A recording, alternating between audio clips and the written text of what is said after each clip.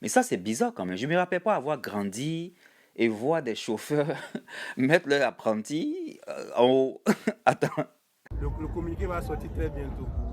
Ceux qui ont des voitures, des massas, ils font la course. Si caméra vous a flashé, mais on vous a pris, vous devez partir en prison. Parce que vous êtes en train de mettre en danger la vie d'autrui.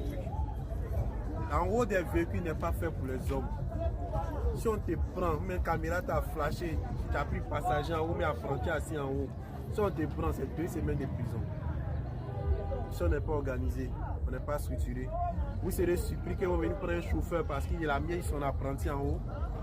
Il a parti pour 2 semaines en prison, vous serez surpris. Voilà pourquoi les informations qui sont prises là-bas, vous n'êtes pas informés. Donc chaque fois, on a décidé de mettre un fichier de tous les conducteurs de Côte d'Ivoire. C'est des informations pour que tout le monde soit au même niveau d'information.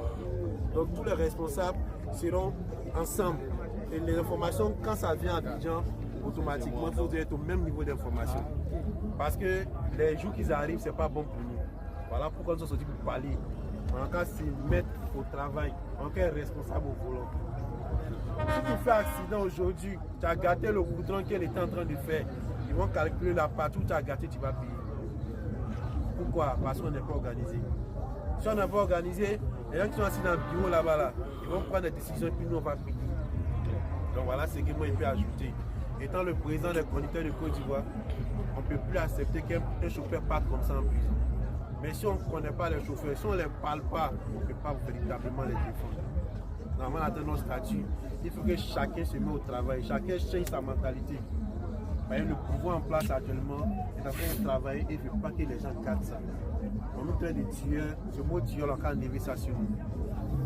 Voilà ce que j'ai voulu dire avant que les gens... Attends, ils mettent l'apprenti en haut comment? C'est-à-dire, oh my god. Je sais pas. J'ai jamais vu ça en fait.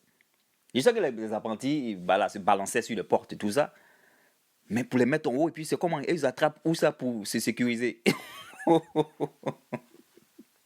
Mais ça, c'est dangereux. C'est-à-dire, ils mettent la vie en danger des gens, au fait. Ils mettent la vie même de leur apprenti en danger. Eux-mêmes, la vie en danger. Parce que je suppose que si l'apprenti, il tombe. Voilà, si l'apprenti tombe, il va avoir le réflexe de vouloir freiner.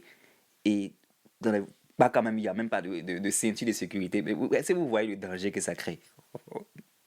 Donc, franchement, je suis content qu'en tout cas l'État a décidé de mettre la main dessus. 2 semaines en prison comme ça, mais ça, c'est bien. Parce que ces personnes-là, franchement, la cas, c'est dit la vérité, c'est des personnes qui sont très récalcitrantes, c'est des personnes qui s'en foutent.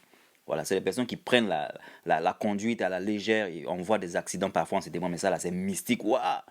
Donc, c'est bien que l'État est en train de mettre en tout cas tout ça là pour que dans les années à venir, on ne voit plus ce genre de choses. Parce qu'il y a des accidents qui se passent en Afrique, surtout, voilà, en Côte d'Ivoire, ça peut être diminué, mais il y a des accidents, tu te demandes, mais qu'est-ce qui s'est passé? Et les gens ont sorti avec cette mystique là, oh, il y a une femme qui passait ici avec ses enfants, un génie faisait... On est fatigué de ce genre de rumeurs là, parce qu'il y a des choses qui peuvent se faire éviter si on se comporte bien sur les routes. C'est des faux ça, on se voit dans nos vidéos. Allez, take care, bye.